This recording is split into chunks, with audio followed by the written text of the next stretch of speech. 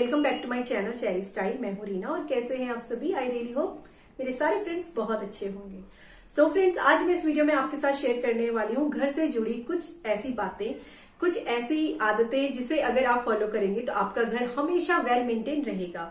हम सभी को घर को डेकोरेट करना अच्छा लगता है। किसी भी कॉर्नर को हम बहुत ही अच्छे तरीके से उसको डेकोरेट करते हैं, लेकिन उसको सजाना आसान है, उसको मेंटेन रखना मुश्किल हो जाता है। अगर हम अपने डेली रूटीन में इन आदतों को फॉलो करते हैं तो हमें ये सारे काम आसान हो जाए। अगर आप अपनी छोटी छोटी चीजों को भी ऑर्गेनाइज करके रखेंगे तो आपके घर के जो भी मेंबर हैं उनको भी कोई प्रॉब्लम नहीं आएगी। उनको पता होगा कि कौन सी चीज कहाँ रहती है और वो आराम से उस चीज को ले भी सकते हैं और रख भी सकते हैं। इससे घर ऑर्गेनाइज रहता है। तो इसी से जुड़े कुछ टिप्स हैं जो मैं आज इस वीडियो में आप लोगों के साथ शेयर करने वाली हूँ।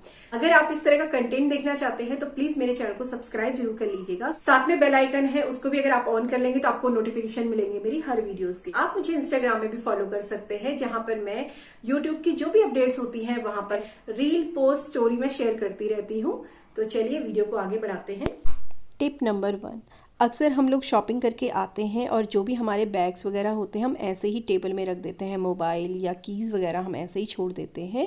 ऐसा करने से धीरे धीरे अपना सामान फैलता जाता है और घर जो है अनऑर्गेनाइज लगता है। तो आप जब भी आपके हाथ में कोई सामान हो, आप कहीं से भी बाहर से आए हो, तो उसको प्रॉपर उसकी जगह पे पहले रख दें। ज़्यादा टाइम नहीं लगता है, बस 2 मिनट की बात होती है। या फिर आप उसको किसी ऐसे कॉर्नर में रख दें जब आपके पास टाइम हो, फिर आप उसको संभाल सकते हैं। टिप नंबर 2, अक्सर हम डाइनिंग टेबल में बहुत सारा सामान हम इस तरह से रख देते हैं, बाद में हमें एक साथ इसको जो है रखने में थोड़ी दिक्कत आ जाती है और सामान भी हमें प्रॉपर जगह में नहीं मिलता है। तो अपने चार्जर वगैरह हो गए, कीज़ हो गए, उसको एक ऑर्गेनाइज बॉक्स में आप रख सकते हैं ताकि आपको ढूंढना ना पड़े। तो इस तरह से अगर आप अपने टेबल को भरते जाएंगे तो आपको काम भी आपका ज़्यादा बढ़ जाएगा। तो यहाँ पर जो है टेबल अगर साफ़ है, आप कहीं बाहर से आए हैं, तो आप भी रिलैक्स हो सकते हैं। हम सुबह साफ़ सफाई तो कर लेते हैं, लेकिन पूरे दिन का इस तरह से सामान फैलता है तो हम उसको छोड़ देते हैं। हम सोचते हैं यार बाद में कर लेंगे, ऐसा नहीं करना चाहिए। जब भी आपके पास टाइम हो, फ्री टाइम हो, तो इस तरह से जैसे बच्चों ने खेला और हर बार बच्चे नहीं संभाल पाते हैं, तो इस तरह से अगर आप एक बास्केट बना लें बच्चों के टॉयज़ की, तो बच्चे अपना सामान उसी में ही रखते हैं और आपको भी दिक्कत नहीं होगी बार बार सामान संभालने में। कारपेट में बहुत जल्दी से डस्ट वगैरह चिपक जाती है, तो हम क्या करते हैं, हमेशा स्लीपर को साइड में उतार के ही कारपेट पे जाते हैं। इससे हमारा टाइम भी बच जाता है, क्योंकि कारपेट को बार बार साफ़ करना इजी नहीं होता है। अक्सर हमारे घरों में इस तरह से चीज़ें पड़ी होती हैं जगह जगह पे। अगर आप उसको बीच बीच में इस तरह से ऑर्गेनाइज करते जाएंगे तो आपका घर हमेशा मेंटेन रहेगा।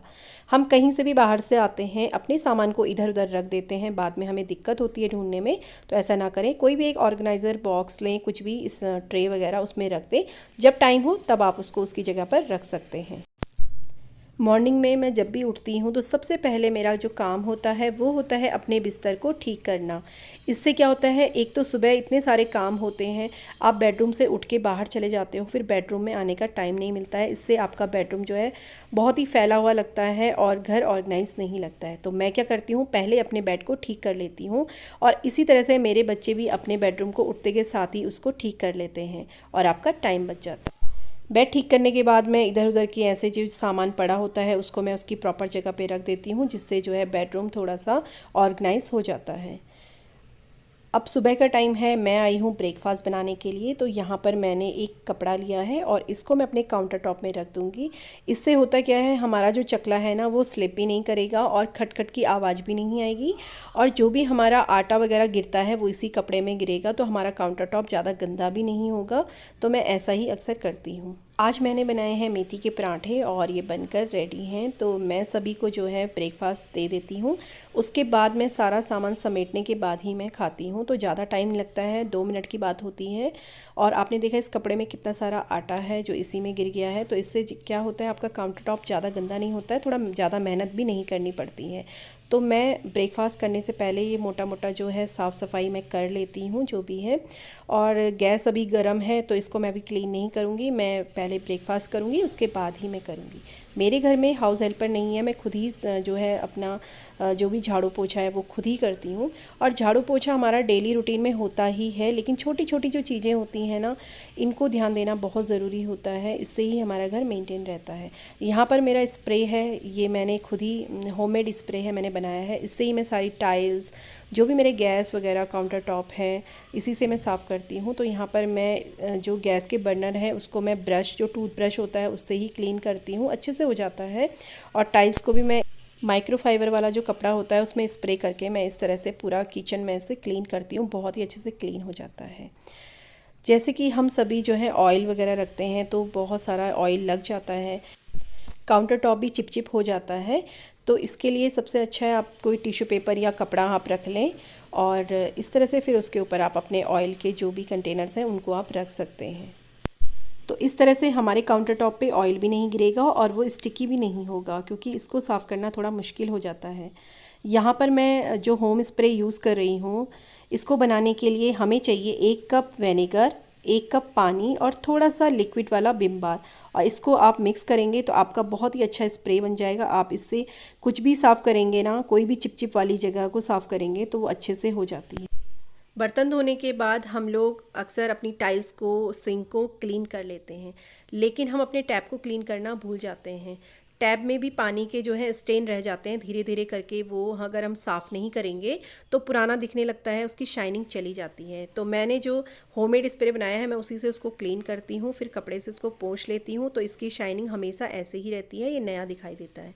इसी तरह से मैं अपने वॉशरूम के भी जो टैप्स हैं या हमारे वॉश बेसिन के हैं, मैं इसी तरह से उसको क्लीन करती हूँ और ये हमेशा नए दिखाई देते हैं। जब भी आप पानी वगैरह के इस तरह के छींटे पड़ते हैं ना, तो उसको तभी किसी ड्राई कपड़े से पोंछ लेंगे तो आपके जो नल हैं वो हमेशा चमकते रहेंगे, उसमें कोई भी स्टेन नहीं रहेगा और आपके जो टैप्स हैं वो हमेशा नए दिखाई देंगे, चमकते रहेंगे, ऐसा लगेगा कि आपने नए लगाए हैं।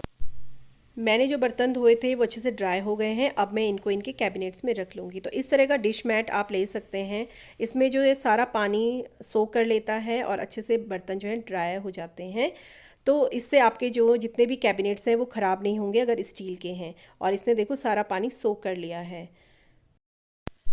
इस तरह से काउंटर टॉप में सिंगल सिंगल बॉटल ना रखें डायरेक्ट, क्योंकि इसमें जब आपको क्लीन करना होगा काउंटर टॉप को तो आपको एक एक करके उठानी पड़ेगी, उससे दिक्कत होती है, टाइम भी ज़्यादा लगता है। तो आप एक इस तरह की ऑर्गेनाइज़र बास्केट लें, उसमें आप रखेंगे तो आपको आराम रहेगा।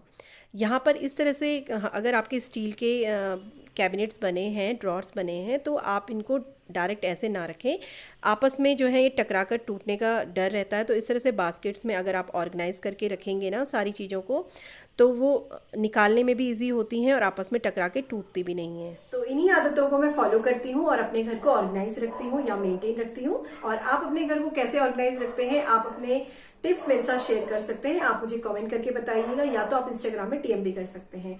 और अगर आज का वीडियो थोड़ा सा भी हेल्पफुल लगा हो तो इसे अपनी फैमिली फ्रेंड्स के साथ शेयर भी कर दीजिएगा। मिलते हैं आपको अपने नेक्स्ट वीडियो में, तब तक के लिए अपना ख्याल रखिएगा, मेरी बाकी की वीडियोस को वॉच करते रहिएगा। Love you all my friends, bye bye.